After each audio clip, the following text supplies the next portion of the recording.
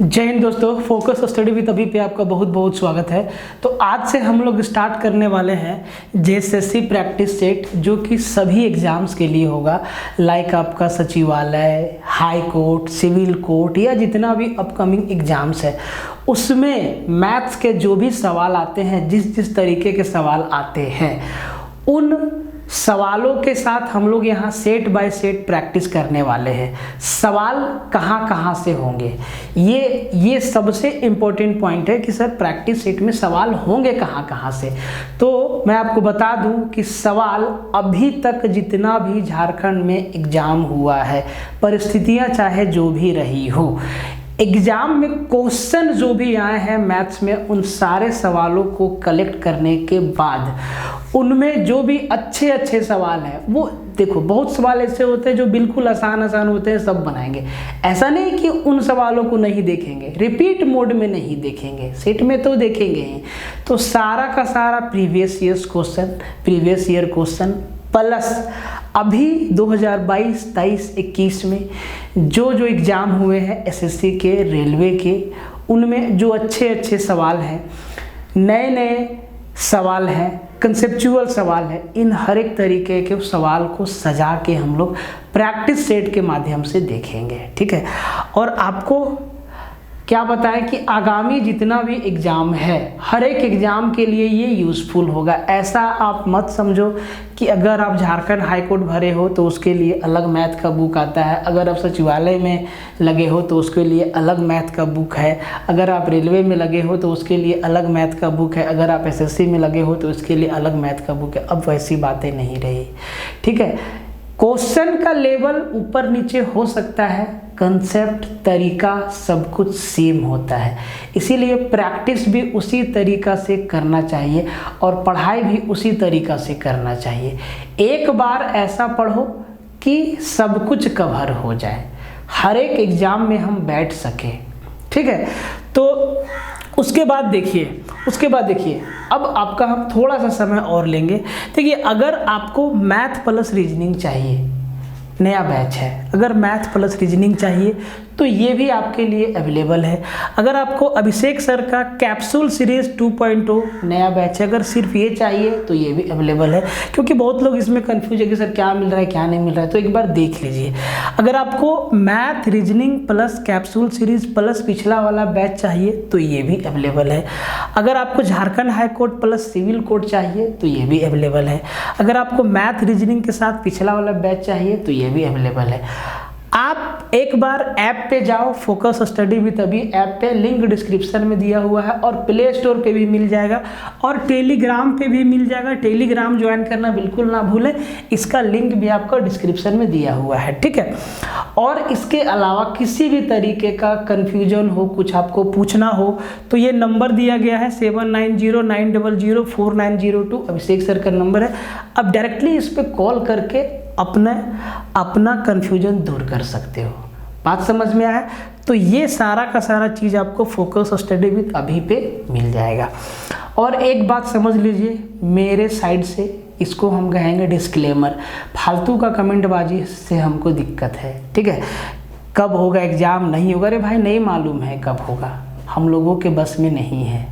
ठीक है, हम लोगों के बस में है पढ़ना और पढ़ाना, और ज़रूरत पड़े तो आपके पक्ष में खड़ा होना, इसके अलावा और कुछ नहीं किया जा सकता है। ठीक है, बिना मतलब में हम यहाँ पे आपको आके भाषण दे दें कि नहीं ये हो रहा है, ये केस नंबर है, ये चल रहा है, सब बेकार का बात है। एकदम जीवन का फंडा क्लियर रखिए, पढ़ना है तो पढ़ना है, नहीं पढ़ना है तो नहीं पढ़ना है। पढ़ना है तो बहुत समय भी नहीं देना है कि अपना जीवन का एकदम प्रीसियस टाइम 10 साल इसके पीछे भिड़ा दिए और कुछ ना मिला हो। ये सिचुएशन के साथ आपको समझना होगा। तो अगर आपको पढ़ना है तो ये सारा का सारा चीज़ आपके काम का है। बाकी विशेष जानकारी आपको अभिषेक सर आके बता देंगे। ठीक है, तो सेट नंबर 1 कितना दिन आएगा वीक में, तो भाई वीक में अभी 4 या 5 दिन आएगा। ठीक है, जब डेट अनाउंस हो जाएगा तो ये रेगुलर हो जाएगा। ठीक है। और अभी इस नए वाले बैच में एरिया आपका कंप्लीट हो चुका है, उसका सारा वीडियो यूट्यूब पे भी आया है, आप देख सकते हैं, ठीक है। तरीका समझ में आए, पसंद आए, आप सबसे पहले पूरी तरीका से तसल्ली हो ले, उसके बाद बैच ज्वाइन करिए। नहीं समझ में आ रहा है मत ज्वाइन कीजिए। ये बात एकदम अपने आप में निश्चित कर लीजिए, श्योर कर लीजिए कि ऐसे ही किसी का चेहरा देख के, वैसे तो मेरा चेहरा खूबसूरत है नहीं, किसी का चेहरा देख के आप ज्वाइन मत करिए। आप अपने हिसाब से देखिए कि क्या मेरे हिसाब से है कि नहीं। तो एरिया का सारा लेक्चर अवेलेबल है यूट्यूब पे, आप देख सकते हो। वॉल्यूम आपका चल रहा है और वॉल्यूम का भी लेक्चर अवेलेबल है, आप उसको भी देख सकते हो कि किस तरीका का सवाल है, कैसे कैसे हम आपको समझा रहे हैं। मेरा एक मेन पॉइंट हमेशा से रहा है कि यहाँ पे हमको ये नहीं दिखाना है कि हम कितना जानते हैं, हम कितना जल्दी सवाल को सोल्व करते हैं, इस बात का कोई मतलब नहीं है। मेरा टारगेट, मेरा जोर हमेशा इस बात पे रहा है कि हम आपको यहाँ पे कितना सिखा सकते हैं, कितना कोशिश कर सकते हैं आपको सिखाने का, और आप कितना सीख सकते हैं, ये इम्पोर्टेंट पॉइंट है। कैसे एग्जाम में सवाल आएगा, कैसे आपको सॉल्व करना है सवाल को, कौन से सवाल को छोड़ना है, कौन से सवाल से आपको लड़ना है, ये सारी की सारी बातें हम आपको यहाँ पे सिखाते हैं। हम कितना जानते हैं, हम सवाल को सेकंड में उड़ा देते हैं कि नैनो सेकंड में उड़ा देते हैं, हम सवाल को देखते हैं सॉल्व कर देते हैं, इस बात का कोई मतलब नहीं है। किसी और के लिए होगा, हमारे लिए कोई मतलब नहीं है।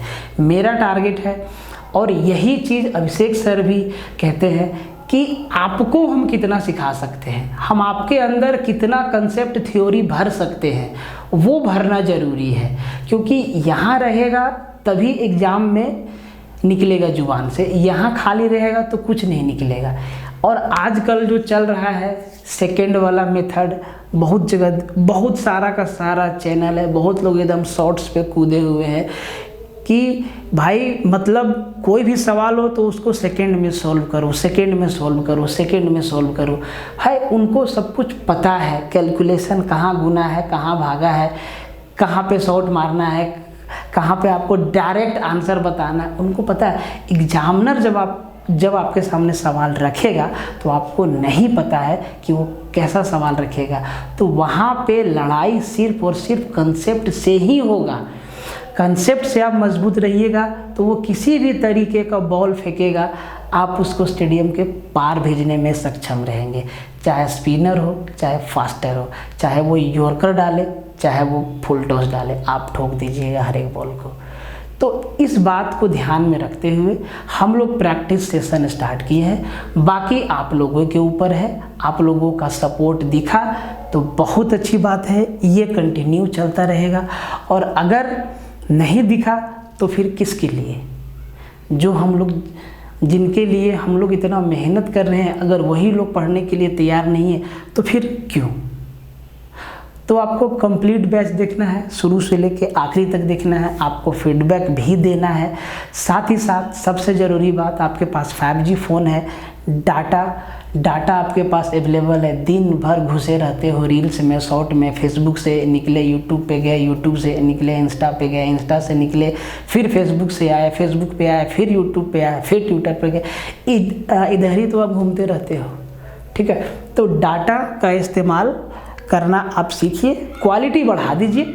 इस बोर्ड पे थोड़ा सा क्या होता है कि बहुत हैवी लाइट लगा हुआ है यहाँ पे, ठीक है। मेरा सर एकदम दुखते रहता है, पसीना से तरबतर होते रहते हैं, और सर पे बाल भी नहीं है और पसीना एकदम लाइट सीधा लगता है, तो फिर भी हम यहाँ पे टिके हैं। आप थोड़ा क्वालिटी बढ़ा लीजिए, सब मस्त दिखेगा। 360 में भी ज़बरदस्त दिखता है, और बढ़ा लेंगे और अच्छा दिखेगा। और पेन और कॉपी ले के बैठिए कि ताकि आप एक एक सवाल को प्रैक्टिस कर सके। आप जब भी वीडियो देखिए तो पेन कॉपी ले के देखिए, कभी भी बेड पे सो के मत देखिए, हमेशा बैठ के देखिए, साथ में पेन पेपर ले के देखिए, ठीक। पहला सवाल, और पहला सवाल वॉल्यूम से है, वॉल्यूम अभी चल रहा है इसीलिए। सीधा सवाल एग्जाम में करना कैसे सीखिएगा। कहता है कि अ metallic sphere of diameter 40 centimetre is melted into smaller sphere of radius 0.5 centimetre, how many small balls can be made. एक बड़ा सा गेंद को पिघला के उसको छोटा छोटा गेंद में बनाया जाता है, छोटा छोटा गेंद बनाया जाता है उसका। तो कहता है कि ऐसा कितना गेंद बनाया जाएगा। अब इसका मतलब ये होता है मेरे भाई कि जितना आयतन बड़ा वाला गेंद का होगा उतना ही आयतन सारा छोटा छोटा गेंद को मिला के होगा जितना इससे बड़ा वाला से बनेगा। मतलब दोनों का आयतन बराबर। और गोला को पिघला के एक बड़ा गोला को पिघला के छोटा छोटा गोला बनाया जाता है। मतलब जितना भी छोटा छोटा गोला बनेगा उसका आयतन, सबका आयतन मिला के बड़ा वाला गेंद के आयतन के बराबर होगा। ये बात हुआ कंसेप्ट का। अब आते हैं कैलकुलेशन पे। तो भाई गोला का आयतन क्या होता है? 4/3 पाई आर क्यू। तो 4/3 पाई आर क्यू दोनों के लिए होगा। बड़ा वाला गोला का भी आयतन निकालेंगे तब भी 4/3 पाई आर क्यू, और छोटा वाला गोला का आयतन निकालेंगे तब भी 4/3 पाई आर क्यू होगा। अब दोनों तरफ 4/3 पाई है तो ये तो कट जाएगा, और जो कट जाएगा उसको लिखना नहीं है। पहला सवाल है तो लिख देते हैं। तो भाई ये जो बड़ा वाला गेंद है ना, इसका डायमीटर दिया है 40 सेंटीमीटर, व्यास 40 सेंटीमीटर है, रेडियस 20 सेंटीमीटर होगा। तो बड़ा वाला जो गेंद का आयतन है वो 4/3 पाई आर क्यू, और 20 का क्यूब मतलब 20 गुना 20 गुना 20। ठीक है। अब इसको पिघला दिया, मतलब इसी के आयतन से छोटा छोटा गोला बना है, और उन सारा छोटा छोटा गोला का आयतन इस बड़ा वाला गोला के आयतन के बराबर होगा। तो मान लेते हैं कि हम n गोला बनाए हैं या x गोला बनाए हैं, तो n गोला का आयतन बराबर बड़ा वाला गोला का आयतन। तो सर एक गोला, एक छोटा गोला का आयतन कितना? तो कहेंगे सर 4/3 पाई आर क्यू, और r के जगह पे 0.5 इंटू 0.5 इंटू 0.5। तो भाई 0.5 इंटू नीचे लिख देते हैं 0.5 इंटू 0.5। अब यही चीज़ हम कह रहे थे ना कि 4/3 पाई दोनों साइड है, तो इस चीज़ को तो लिखना ही नहीं था। बोले सर सही बात है। अब देखो अगर हमको सिर्फ 5 5 5 दिखता है तो सर 5 चौके 20, 5 चौके 20, 5 चौके 20, 5 5 से। अब यहाँ पॉइंट के बाद एक अंक है तो 10 10 10, तो 10 गुना 10 गुना 10 1000, और 4 गुना 4 गुना 4 64। तो सर n का वैल्यू कितना आ जाएगा? 64,000। मतलब हम 64,000 छोटा छोटा गेंद बना सकते हैं। इसका मतलब ये है कि ये जो 64,000 गेंद है इन सब का आयतन मिला के ये जो बड़ा वाला गेंद है उसके आयतन के बराबर है। सवाल आपका एरिया से है। एरिया कंप्लीट हो गया है। सारा का सारा लेक्चर यूट्यूब पे भी पड़ा हुआ है। ठीक है, अभी आप देख लीजिएगा। तो कहता है कि the area of a square field is 1764 meter square. The breadth of a rectangular park is 1/3 of the side of a square and its length is 2 times its breadth. The cost of leveling the park at ₹15 per meter square. वर्गाकार एक मैदान है, उसका क्षेत्रफल दे दिया है 1764 metre square. अगर वर्ग का क्षेत्रफल दे दे तो उसका भुजा निकाल सकते हैं? बोले सर बिल्कुल निकाल सकते हैं। क्षेत्रफल दिया है 1764 मीटर स्क्वायर, तो भुजा क्या हो जाएगा? क्षेत्रफल का रूट कर देंगे। मतलब जो स्क्वायर है उसका ईच साइड कितना हो जाएगा? रूट 1764 मतलब 42 मीटर। अब जो वर्ग है और वर्ग के भुजा का 1/3 जो है वो आयत का क्या है? आयत का क्या है? चौड़ाई है। तो 42 का 1/3 कितना? तो सर 14 मीटर। 14 मीटर क्या हो गया? आयत का चौड़ाई। और कहता है कि इसका चौड़ाई का 2 गुना आयत का लंबाई है, तो 14 का 2 गुना 28 मीटर आपका क्या हो गया? लंबाई हो गया। कहानी खत्म। अब कहता है कि जी ये जो पार्क है ना, आयताकार पार्क, उसको समतल करना है, और समतल करने का खर्चा जो है 15 रुपया पर मीटर स्क्वायर है। पर मीटर स्क्वायर कहने का मतलब 1 मीटर लंबा और 1 मीटर चौड़ा अगर वो समतल करेगा तो वो 15 रुपया लेके जाएगा। ठीक है, तो सबसे पहले ये पता करना होगा कि कितना एरिया समतल करना है। तो भाई एरिया कैसा है? आयताकार है, और आयत का क्षेत्रफल लंबाई गुना चौड़ाई मतलब 14 गुना 28। तो 14 गुना 28, 28 चौके 112 का 2, 28 से कम 28 और उधर बच के 11, 392। 392 मीटर स्क्वायर जो है हमको समतल करना है और 1 मीटर स्क्वायर का खर्चा है 15 रुपया। तो सर 392 पर मीटर स्क्वायर, देखो पर मीटर स्क्वायर का मतलब ये होता है कितना रुपया लगे, मीटर स्क्वायर से मीटर स्क्वायर कैंसिल, 15 दूना 30, 1 0 और 15 नवा 135 और 3 38, लास्ट में 80, मतलब वही आएगा 5880 रुपया मेरा क्या होगा, खर्चा होगा। एकदम बेसिक सवाल है, सिंपल सवाल है। कई बार आप देखे होंगे कि ऐसा सवाल परीक्षा में आया हुआ है, तो हम प्रैक्टिस में वही लाएंगे जो आया हुआ है या आने लायक है, फालतू नहीं। बाकी बात कोई नहीं जानता है कि ये एकदम सच है कि कोई नहीं जानता है, किसी को नहीं पता है कि एग्जामिनर सवाल कैसा सेट कर देगा, या सब आसान दे देगा, या सब भारी दे देगा, या मिक्स दे देगा। हो सकता है कि 2-3 सवाल आउट ऑफ सिलेबस भी रहे, कोई जानता है, नहीं जानता है, क्योंकि वो उसके इच्छा के ऊपर है। हाँ, लेकिन वो ट्रेंड के हिसाब से सवाल देता है, उसको मालूम है कि अभी तक हम लोग जो है कैसा सवाल देते आ रहे हैं, तो उसी के बिहाफ पे वो सवाल देता है।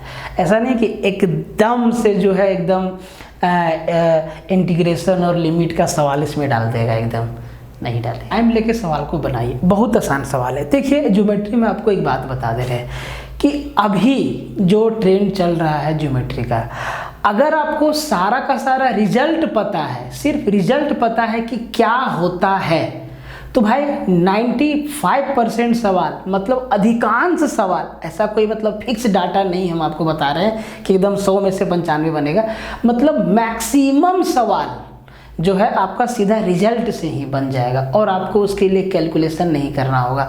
बस रिजल्ट पता होना चाहिए कि एंगल बाइसेक्टर थ्योरम का क्या होता है, मिड पॉइंट थ्योरम क्या होता है, थेल्स थ्योरम क्या होता है, अपोलिनियस थ्योरम क्या होता है, बस पता होना चाहिए और आपका सवाल बनेगा। अधिकांश बहुत सवाल, ठीक है। तो ये सवाल कहता है कि in the following figure AD bisect angle BAC, find the length of BD। AD जो है इस एंगल A को बाइसेक्ट करता है, समद्विभाजित करता है, मतलब 2 बराबर भाग में बांट देता है। अब एंगल बाइसेक्टर थ्योरम क्या कहता है थोड़ा सा आपको बता देते हैं। तो भाई कोई भी एंगल बाइसेक्टर थ्योरम, भाई कोई भी एंगल को वो 2 बराबर भाग में बांट देगा। तो ये मेरा A है, ये B है और C है। तो मान लो कि एंगल A को 2 हिस्सा में बांट दिया, AD एंगल A को 2 बराबर हिस्सा में बांट दिया, ठीक है। तो ये थ्योरम कहता है कि AB और AC का जो अनुपात होगा वही अनुपात BD और DC का होगा। क्या बोले कि AB अपॉन AC का जो अनुपात होगा वही अनुपात BD अपॉन DC का होगा। इसको सावधानी से लिखिएगा, AB के सामने BD, देखो AB के सामने BD, इसको सावधानी से लिखिएगा, और AC के सामने DC, ठीक है। ये अनुपात होगा, यही अनुपात होगा।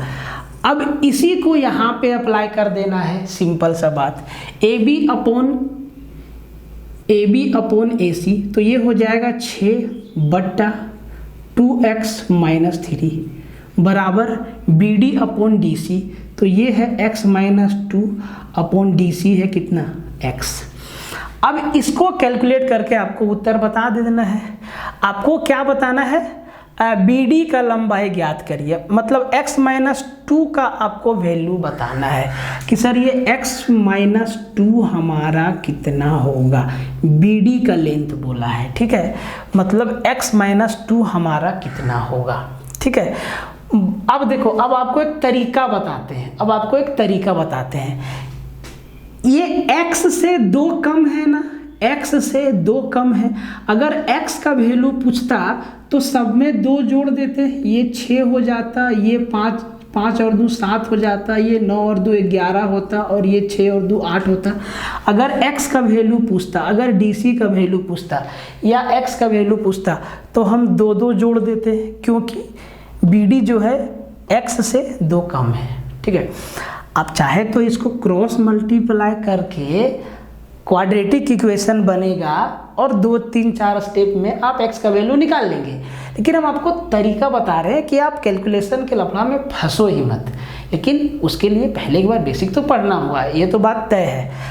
तो ये बात पक्का हो गया कि x मेरा जो है इससे 2 ज़्यादा होगा, ठीक है। अगर हम वो x का वैल्यू निकाल लें तो भाई हम x - 2 का भी वैल्यू बता सकते हैं, 2x - 3 का भी वैल्यू बता सकते हैं।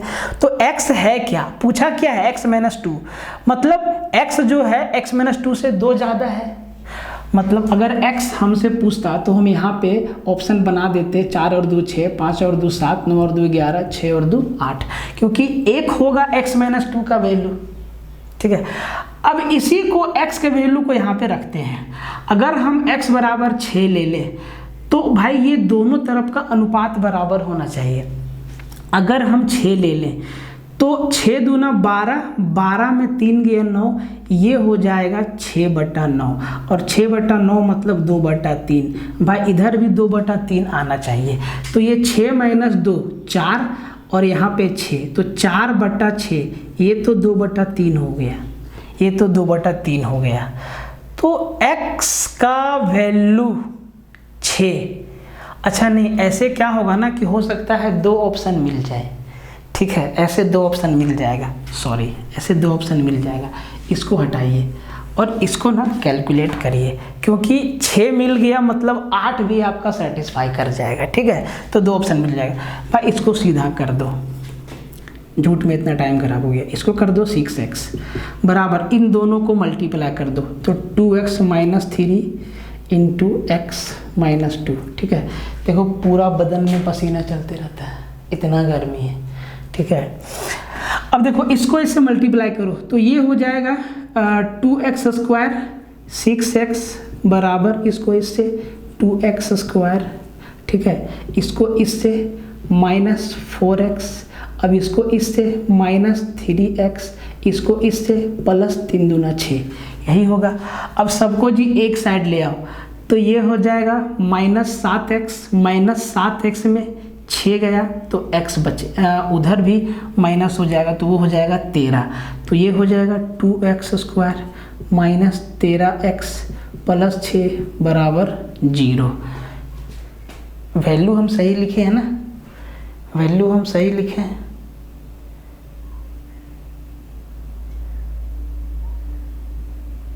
हाँ ठीक है, 2x - 3 है और x - 2 है और ये x है, हाँ ठीक है। अब देखो ये मेरा बन गया द्विघात समीकरण। तो इसको तोड़ेंगे मेरे भाई, तो इसको यहाँ लिख देते हैं, इसको यहाँ लिख देते हैं 2x² - 12x - x + 6 बराबर 0। तो यहाँ से 2x कॉमन आएगा, यहाँ से हो जाएगा x - 6 - 1 x - 6, मतलब x का 2 वैल्यू आएगा, एक आएगा 1/2 और एक आएगा 6। तो आधा तो पॉसिबल नहीं है, x का वैल्यू 6 आ जाएगा, x का वैल्यू 6 आ जाएगा। तो हमसे पूछा है, अच्छा x का वैल्यू 6 आ जाएगा, 2 ऑप्शन, अच्छा x का वैल्यू 6 आ जाएगा, ठीक है। तो x - 2 मेरा कितना हो जाएगा 4, मतलब सही था वो सही था, ठीक है, वो आपका सही था। मतलब हम अगर 2 बढ़ा के लेते तो वो सही था, ठीक है, जो हम बता रहे थे पहले वो भी सही था। ये तो देखो सीधा अगर थ्योरम पता है तो हम सीधा ऐसे रख देंगे, कहानी खत्म, इतना लिखने की आवश्यकता ही नहीं। ट्रिगो के सवाल से भिड़िए, एकदम आसान सवाल है, ठीक है, एकदम आसान सवाल है। हम आपको उस मोड पे लेके ही नहीं जाएंगे जहाँ पे आपको तकलीफ होगा, क्योंकि अगर वैसा सवाल आएगा, अगर हमको दिखा कि हाल फिलहाल कोई एग्जाम में सवाल के लेवल को बढ़ा रहा है, तो हम आपको उस टाइप का सवाल जरूर प्रैक्टिस करवाएंगे। लेकिन बिना मतलब में हम आपको जो है सेकेंड वाला मेथड में नहीं लेके जाएंगे, यार सवाल देखते ही आंसर मारो, सवाल ये देखो, ये सवाल देखो 10 सीधा ऐसे उत्तर मार दो, इस चक्कर में मत रहना, ठीक है। तो कहता है कि इफ a बराबर 22.5 डिग्री है, a का वैल्यू 22.5 डिग्री है। अब एक बात बताओ कि आप जो वैल्यू याद करते हैं 0 डिग्री, 30 डिग्री, 45 डिग्री, उसमें कहीं 22.5 डिग्री है क्या? नहीं है। लेकिन सवाल को ध्यान से देखो, 10√2 sin 2a और cos 2a और tan 2a, मतलब 22.5 को 2 से मल्टीप्लाई करेंगे 45 डिग्री होगा। तो 45 डिग्री का वैल्यू तो पता ही होता है सबका, साइन का, कोस का, टेन का, कोट का, सेक का, कोसेक का पता होता है। बस कुछ नहीं है सवाल, ठीक है। अब देखो साइन 45 डिग्री 1/√2, कोस 45 डिग्री 1/√2 और टेन 45 डिग्री 1, खत्म हो गया। तो 10 10√2 इंटू 1/√2, और आपको मालूम है कि ये √2 कट जाएगा हर जगह पे, यहाँ भी और यहाँ भी। ये सब चीज़ ना यहाँ से थोड़ा ध्यान दो कि ये कटेगा तो हम क्यों लिखें, ठीक है। -7√2 इंटू 1/√2 प्लस 9, क्योंकि 10 45 डिग्री 1 होता है, 9 इंटू 1 1। अब देखो ये तो कट ही गया ना भाई, क्या बचा 10 - 7 प्लस 9, यही ना बचा। तो 10 में 7 गया 3 और 9 और 3 12, आपका सीधा उत्तर हो गया। एकदम आसान सवाल था लेकिन एग्जाम में आया है। सवाल में ऐसे सवाल में लोग हवा देते हैं कि नहीं ये तो सेकेंड में हो जाएगा, भाई सही में ये सेकेंड में हो जाएगा, ऐसा कंसेप्ट ही ऐसा है। तो ऐसा बात थोड़ी ना कि हर एक कि आपका हाइट एंड डिस्टेंस में हर एक बार यही सवाल आएगा। इसी सवाल को अगर मेरे हिसाब से थोड़ा सा घुमा दे तो फिर आपका सेकेंड वाला कंसेप्ट गया तेल लेने के लिए, समझिए ध्यान से। तो कहता है कि the angle of elevation of the top of a tall building from a points M and N at the distance of 72 meter and 180 meter respectively from the base of the building and in the same straight line with it, the height of the building is। एक इमारत का ऊंचाई आपसे पूछा है, तो इसमें क्या क्या दिया हुआ है जरा ध्यान से देखो। अभी आपको हम समझा देते हैं कि अगर ये हमारा बिल्डिंग है, ठीक है, ये हमारा बिल्डिंग है और इसका ऊंचाई है h, ठीक है, और बिल्डिंग के एक ही तरफ 2 पॉइंट है, तो हम सही लिखे कि गलत लिखे? 72 और 128, हाँ ठीक है। 2 पॉइंट है M और N, ये हमारा M पॉइंट है और ये हमारा चलो N पॉइंट है, ठीक है। तो इनके टॉप को जब देखते हैं यहाँ से, बिल्डिंग के टॉप को जब देखते हैं यहाँ से, तो ये जो एंगल ऑफ एलिवेशन बनता है, ये वाला एंगल और ये वाला एंगल, यहाँ तो आपका 90 डिग्री बनेगा।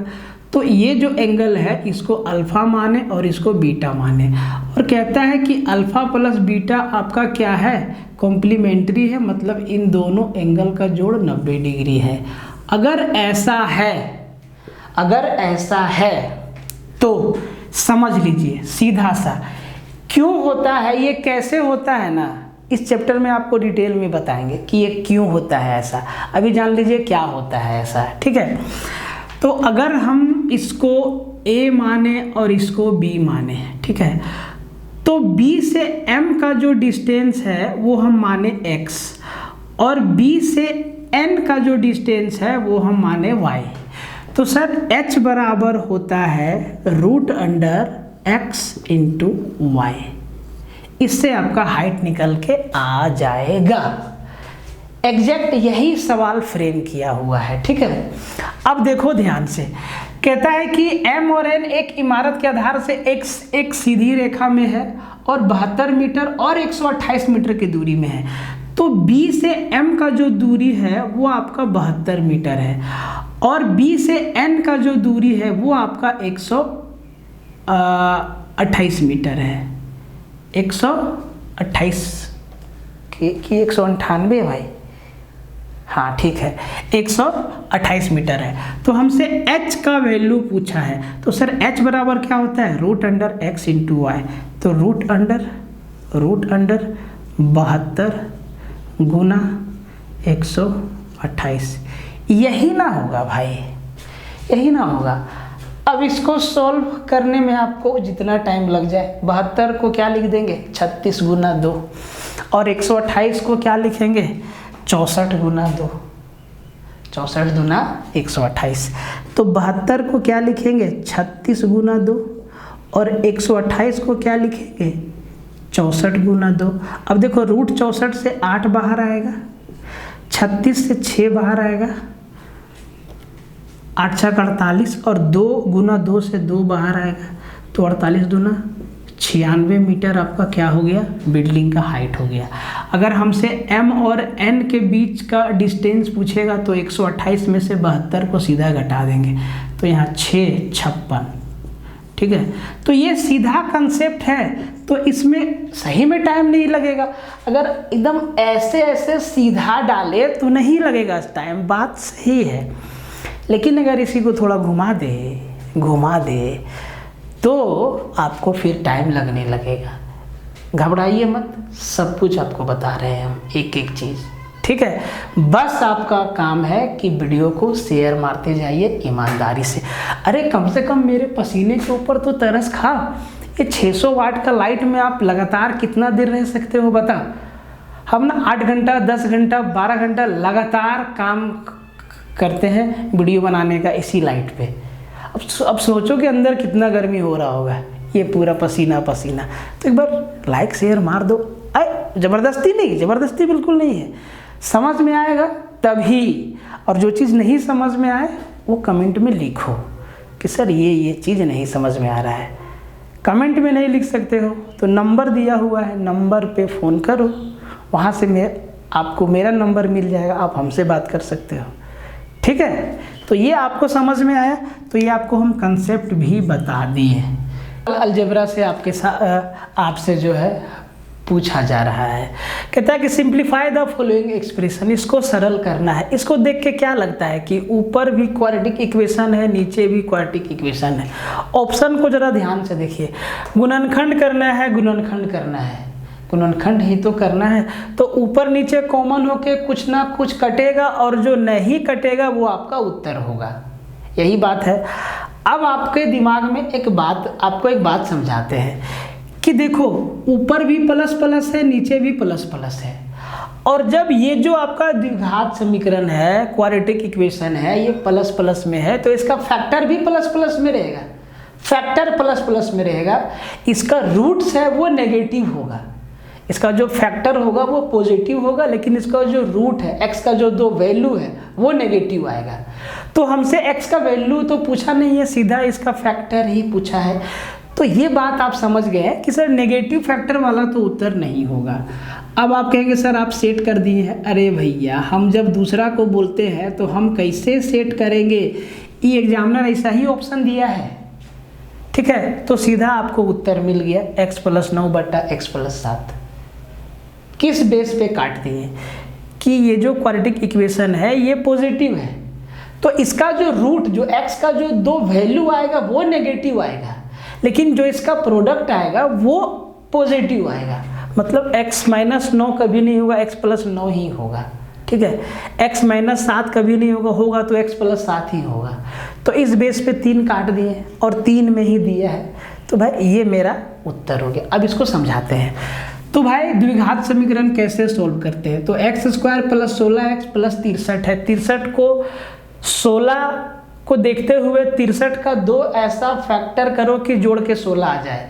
तो आप कहेंगे सर 63 है, 9 × 7 = 63, 9 × 7 = 16। मतलब हम इसको लिख देंगे, हम इसको क्या लिख देंगे, x² + 9x + 7x + 63। बोले सर सही बात है। सेम चीज़ नीचे भी x² 14 है, 49 है, तो 7 × 7 = 14 + 7x + 7x + 49। अब ऊपर से कॉमन क्या लेंगे सर, यहाँ से x कॉमन लेंगे तो x + 9 होगा, और यहाँ से 7 कॉमन लेंगे तो x + 9 होगा। मतलब इसका फैक्टर x + 7 × x + 9 हुआ, ठीक है। इन दोनों को मल्टीप्लाई कीजिएगा तो फिर से ये चीज़ आ जाएगा, ठीक है। और नीचे x कॉमन लेंगे तो एक आपका x + 7 हो जाएगा, और x + 7 यहाँ भी होगा, तो यहाँ से x + 9, ठीक है। x प्लस कुछ गलत कर दिए क्या, 7 और 7 14, 7 × 7 = 49, तो x + 7 कॉमन लिए, यहाँ से x कॉमन लिए तो x + 7 हुआ, यहाँ से 7 कॉमन लिए तो x + 9। अरे हम कुछ गलत लिखे क्या, 1 मिनट। देखो सिंपल सा सवाल है और लगता है हम क्वेश्चन गलत लिख दिए। किधर गया भाई, किधर गया। हाँ ठीक है, x प्लस 7, अरे ठीक तो है भाई, ये कट जाएगा तो x प्लस 9 बटा x प्लस 7 बचेगा। ठीक है, ये हम देख के कन्फ्यूज हो गए। कितना सिंपल सवाल है, लेकिन इसको आप ऐसे भी समझ सकते हैं। तो हम आपको कहते हैं कि देखो ऑप्शन ना अचार डालने के लिए नहीं देता है, ठीक है, ऑप्शन को ध्यान से देखो। अब हम आपको ये बात यहाँ समझा देते हैं कि जरूरी नहीं है कि हर एक सवाल में ऐसा देगा, लेकिन जो लोग ऐसा सवाल बताएगा, बोलेगा कि एकदम सेकंड में सवाल होगा, वो ऐसा ही सवाल जमा कर लेगा ऑप्शन के साथ 10-20 ठो, और बोलेगा कि देखो हम सेकंड में कैसे बनाते हैं। तो ऐसा सवाल हर बार थोड़ी ना आएगा। इस सवाल को बनाइए, ये सवाल आपको लगेगा कि सर आसान है, लेकिन कैलकुलेशन में ऐसा ट्विस्ट है इसमें कि मज़ा आ जाएगा आपको कैलकुलेशन करके। कैलकुलेशन में आपका टाइम लग जाएगा। सवाल आपको देखने में सीधा लगेगा कि 3 किलोमीटर की गति से चलने वाली धारा में एक मोटर बोट 12 किलोमीटर धारा के विरुद्ध जाती है और 60 मिनट में आरंभिक बिंदु पर वापस आ जाती है। स्थिर पानी में मोटर बोट की गति कितना है? बोलेंगे सर बहुत ही सिंपल सवाल है, 12 किलोमीटर गया, 12 किलोमीटर आया, 1 घंटा का समय लगा, धारा का स्पीड दे दिया है 3 किलोमीटर और मोटर बोट का स्पीड पूछ लिया। बोले सर बहुत अच्छा बात है। जब इसको आप कैलकुलेट करोगे तो देखोगे कि क्वाड्रेटिक इक्वेशन ऐसा आएगा जिसका फैक्टर नहीं होगा। अब जो क्वाड्रेटिक इक्वेशन का फैक्टर नहीं होता है उसका फैक्टर हम कैसे निकालते हैं? तो वो -b plus minus root under b square minus 4ac upon 2a वाला फॉर्मूला, उससे इसका उत्तर आएगा। तो इसीलिए ना स्पेशल सवाल है, और अभी हाल फिलहाल के परीक्षा में आया है। दिखने में तो सीधा दिखेगा, आपको ये चीज़ ना ऑप्शन देख के अंदाज़ा लगाना पड़ेगा। ठीक है, तो अब इस सवाल को हम कैलकुलेट करते हैं। देखो, जब नाव पानी में चलती है तो जिस ओर पानी बहती है अगर उसी ओर नाव जाता है तो नाव का गति बढ़ जाता है। उसमें 2 स्पीड अब ऐड हो जाता है, एक तो नाव का अपना स्पीड और दूसरा धारा का स्पीड। लेकिन वही जब नाव धारा के बोट जो है स्ट्रीम के ऑपोजिट डायरेक्शन में बहती है, अब मान लो कि नाव चल रही है ऐसे और धारा आ रहा है ऐसे, तो आपको रोकेगा ना। तो उस केस में बोट का स्पीड जितना होता है उसमें से करंट का स्पीड जो है घट जाता है, घटा देता है करंट अपना स्पीड। तो ये चीज़ आपको ध्यान में रखना होगा। तो भाई देखो, टोटल जो टाइम लगा है आने और जाने में वो 60 मिनट का है। 60 मिनट मतलब 1 घंटा का है। बोले सर बिल्कुल सही बात है, ये चीज़ तो समझ गए। तो मान लो कि बोट का स्पीड है x किलोमीटर, तो जब वो x किलोमीटर पर आवर, तो जब वो गया होगा तो भाई धारा के साथ गया मान लो, तो जाने में लगा समय बराबर दूरी बटा 4, और जब धारा के साथ गया तो धारा का भी स्पीड ऐड होगा 3 किलोमीटर पर आवर, तो समय बराबर दूरी कितना 12 किलोमीटर, और स्पीड x प्लस 3 हो जाएगा। और जब आ रहा था तब भी वो 12 किलोमीटर ही आया, लेकिन आने वक्त इसका स्पीड x माइनस 3 हो गया, क्योंकि यहाँ धारा के अपोजिट डायरेक्शन में आ रहा था। और टोटल आने जाने में टाइम लगा 1 आवर। यही चीज़ दिया हुआ है। ऑप्शन से भी आप ऑप्शन को भी आप यहाँ पे नहीं रख सकते हो x के जगह पे, तो भी आपको दिक्कत हो जाएगा। देखो ध्यान से, तो अगर यहाँ से हम 12 को कॉमन ले लें, यहाँ से अगर हम 12 को कॉमन ले लें तो भाई ऊपर हो जाएगा 1 और यहाँ भी हो जाएगा 1, और जब हम इसको पूरा सोल्व करेंगे तो सर ये कितना हो जाएगा मालूम? नीचे तो हो जाएगा a plus b into a minus b, मतलब x स्क्वायर माइनस 3 का स्क्वायर 9, और ऊपर हो जाएगा x minus 3 plus x plus 3, यही हो जाएगा। तो -3 प्लस 3 कैंसिल हो जाएगा, x 2x और 12 दूना 24x बराबर 1, तो ये हो जाएगा 24x बराबर x स्क्वायर माइनस, तो ये हो जाएगा x स्क्वायर माइनस 9 बराबर 24x, और इसको हम लिख देंगे x square minus 24x minus 9 बराबर 0। करो इसका फैक्टर होगा। ठीक चल रही ना, कहीं कोई गड़बड़ नहीं ना? करो अब इसका फैक्टर। नहीं होगा, टूटेगा नहीं, क्योंकि ये बड़ा है और ये छोटा है।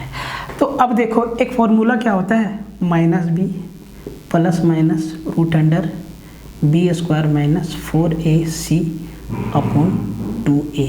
भाई इस पे इसको रखना होगा, तो माइनस बी मतलब क्या, माइनस का 24, तो ये माइनस माइनस क्या हो जाएगा, प्लस का 24, मतलब यहाँ पे हो जाएगा सर 24। तो या तो प्लस को लो या तो माइनस को लो, ठीक है। तो यहाँ पे हो जाएगा प्लस का 24, ठीक है, plus minus root under b square minus 24 का स्क्वायर 576 माइनस 4ac, तो 4a 1 है और c 9 है, तो ये आपका हो जाएगा माइनस माइनस प्लस 9 चौके 36 बट्टा 2a और 2 मेरा a मेरा क्या है 1 है। देखो कितना बेजोड़ कैलकुलेशन है, ठीक है।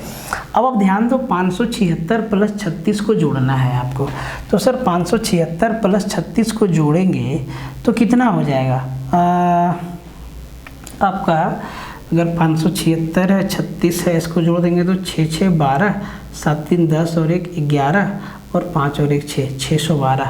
612 को हम तोड़ सकते हैं क्या, इधर इधर इधर अगर हम ऑप्शन का मदद ले लें तो 15 में तो नहीं तोड़ सकते हैं इसको ना, 15, अच्छा यहाँ पे 12 किलोमीटर है कि 21 किलोमीटर है भाई, 12 किलोमीटर किधर है, हाँ ठीक है 12 किलोमीटर है, ठीक है।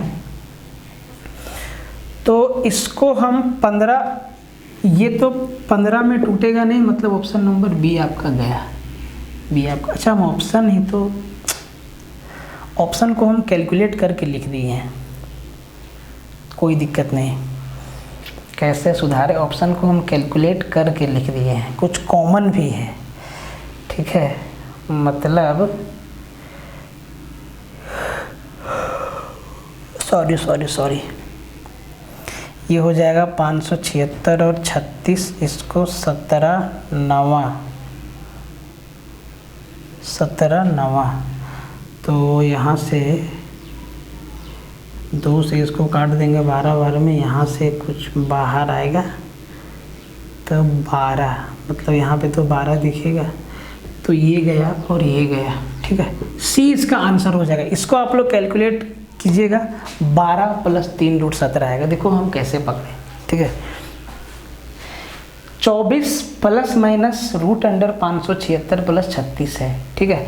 अब 2 से इसको, ये तो आपका कटेगा क्योंकि नीचे में 2 कहीं नहीं है, मतलब ये ऊपर वाला को यहाँ और यहाँ से 2 आपका कॉमन आएगा, तो 24 को 2 से भागा देंगे तो 12 तो आना तय है, ठीक है, 12 तो आना तय है, और इत्तेफाक से एक ही ऑप्शन में आपका 12 है। बहुत बढ़िया सवाल था, हम आपको क्या बोले कि कैलकुलेशन में ये पसीना छुड़ा देगा, क्योंकि ऐसा क्वाड्रेटिक इक्वेशन बन गया जिसका आप नॉर्मल मेथड से गुणनखंड नहीं निकाल सकते हैं, x का वैल्यू नहीं निकाल सकते, इसीलिए ये चीज़ आपको ध्यान देना होगा। ये देखो कहाँ कहाँ फॉर्मूला सवाल है, मध्य अनुपाती ज्ञात करना है, मीन प्रपोर्शन ज्ञात करना है, मध्य अनुपात ज्ञात करना है, 6 रूट 5 एंड 3 माइनस रूट 2 का छोटा सा सवाल है, लेकिन कैलकुलेशन घुसा दिया है, रूट लगा के कैलकुलेशन घुसा दिया है। तो अगर आप याद रखिएगा ये चीज़ कि अगर ए और बी का हमसे मीन प्रपोर्शन पूछता है, मध्य अनुपाती पूछता है, तो मीन प्रपोर्शन एमपी बराबर आपको याद रखना है root under a b, root under a b. अब इसका और इसका मध्य अनुपाती ज्ञात करना है ए और बी का, 6 प्लस रूट 8 और 3 माइनस रूट 2, तो इनका मीन प्रपोर्शन क्या हो जाएगा, root under 6 plus root 8 into 3 minus root 2, मतलब इन दोनों को मल्टीप्लाई करना होगा रूट के अंदर। तो सर मल्टीप्लाई करके लिखते हैं, ठीक है। देखो 6 तिहाई 18 लिखेंगे, प्लस माइनस माइनस 6 रूट 2 लिखेंगे, इसका इन दोनों से ख़त्म। अब रूट 8 प्लस 3 रूट 8 लिखेंगे, ठीक है, प्लस माइनस माइनस रूट 16, 8 दूना 16, तो रूट 16 लिखेंगे, ठीक है। ये तो आपका 4 निकल के आ जाएगा, ठीक है। अब आप ध्यान से देखो कि ये हो गया आपका रूट 18 माइनस 6 रूट 2, और 8 को 4 दूना 8 मतलब 2 रूट 2, मतलब प्लस 3 दूना 6√2 हो जाएगा, माइनस √16 मतलब 4। अब ध्यान से देखो, ये माइनस और ये प्लस आपका उड़ गया, 14 में 4 गया, 18 में 4 गया 14, और √14 इनका क्या हो जाएगा, मीन प्रपोर्शन। कितना मतलब कैलकुलेशन डाला है कि नहीं डाला है।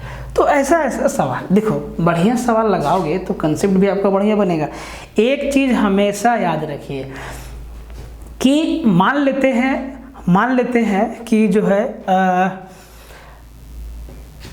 एग्जाम में आपको मालूम है कि इस लेवल तक का सवाल पूछता है, तो आपको ना उससे ऊपर लेवल तक के सवाल को प्रैक्टिस करके जाना होगा, तब मजा आएगा।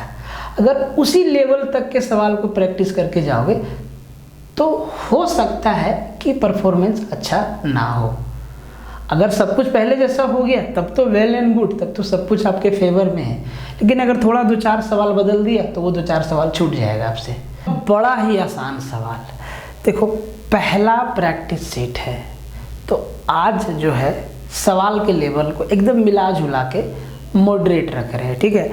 ऐसा नहीं कि हर प्रैक्टिस सेट में ऐसा होगा, ठीक है, हर प्रैक्टिस सेट में ऐसा नहीं होगा। ध्यान से देखो, कहता है कि find the simple interest on 2700 for 8 month at, तुम लोग जमाई मत लेना, ठीक है, थक गए हैं। तो 2700 रुपया पर 8 महीना का सिंपल इंटरेस्ट आपसे पूछा है, 5 पैसा पर रुपया पर महीना जो है ब्याज लेता है। 5 पैसा प्रति रुपया, 1 रुपया पे 5 पैसा ब्याज लेता है पर महीना, मतलब हर महीना 5 पैसा ब्याज लेता है 1 रुपया पर। तो 1 रुपया का 5 पैसा कितना, 5%, 5%। रेट ऑफ इंटरेस्ट आपका कितना हो गया, 5% हो गया, ठीक है। अब ये 1 साल के लिए नहीं है, सिर्फ 8 महीना के लिए है। तो भाई सिंपल इंटरेस्ट अगर हम हर दिन ले, हर महीना ले, हर 4 महीना में ले, हर 10 दिन में ले, अमाउंट तो बराबर होगा।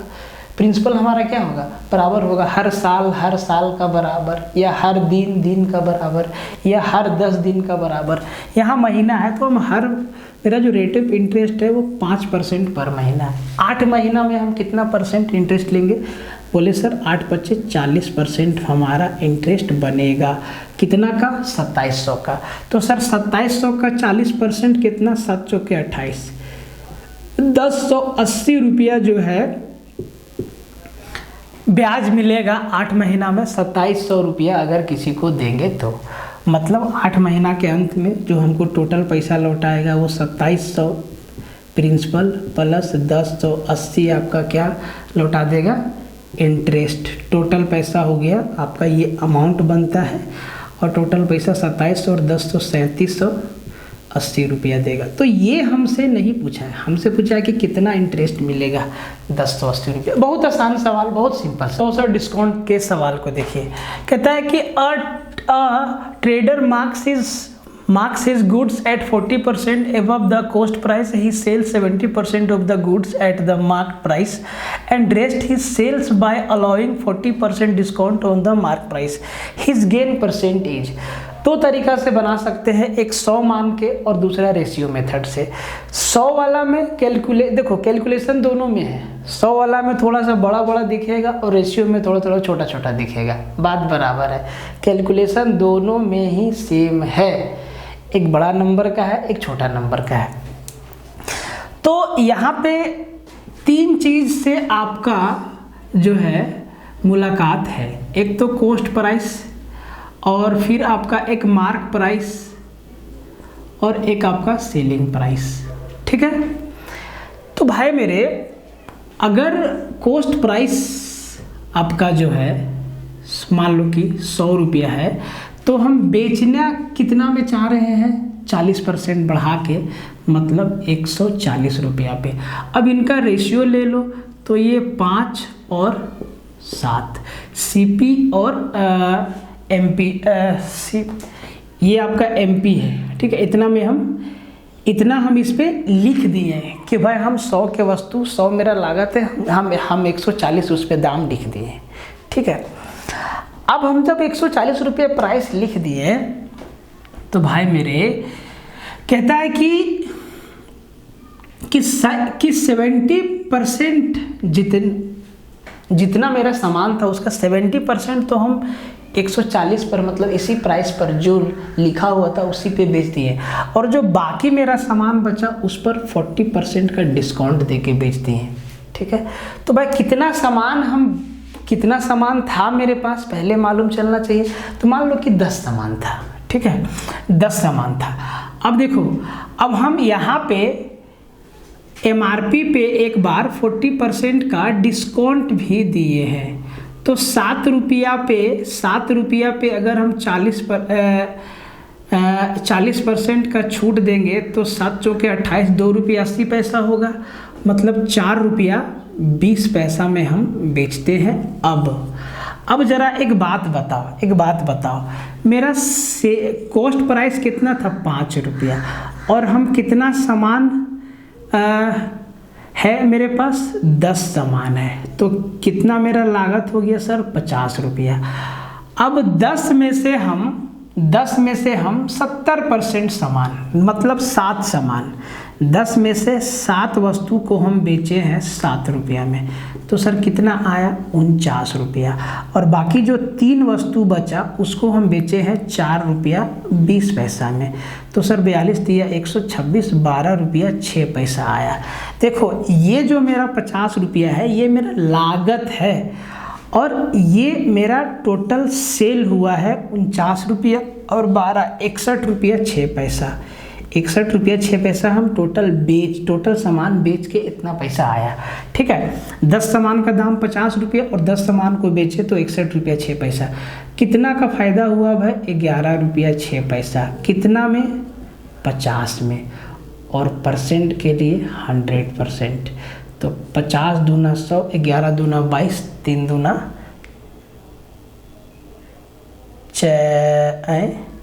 6 दूना 12, तो 23.2%, 23.2% का प्रॉफिट दिखा यहाँ पे। तो भाईजनों, सज्जनों, ये था आपका आज का लेक्चर। इसी तरीक़ा से आपको हर एक लेक्चर मिलेगा। अभी हम लोग शुरुआत में 10 सवाल, 12 सवाल, 15 सवाल ऐसे रखेंगे। पर देखो, अभी ना अगर हम अभी 20-20 सवाल का लेक्चर देंगे तो ये सच है कि आप लोग नहीं देखते हो पूरा। हम लोगों को पता चल जाता है एनालिटिकल के माध्यम से कि कितना लोग कितना देर तक देखा, कितना लोग कितना देर तक देखा, कितना लोग पूरा वीडियो देखा। तो अभी हम लोग एकदम 10 सवाल, 12 सवाल, 15 सवाल हर लेक्चर में देखेंगे, और इसी तरीक़ा से चलते जाएगा आपका लेक्चर। और आगे जब डेट आपका अनाउंस हो जाएगा किसी भी एग्ज़ाम्स का, तो हम लोग कंप्लीट कर देंगे उस एग्ज़ाम के हिसाब से, जितना उस एग्ज़ाम में सवाल आएगा। ठीक है, बाकी कोर्स का आप लोग देख लीजिएगा, ऐप पे सारा का सारा अवेलेबल है। बाकी इस लेक्चर का फीडबैक आप ज़रूर दीजिएगा, इंतज़ार रहेगा फीडबैक का। तो मिलते हैं अगले वीडियो में, तब तक के लिए जय हिंद।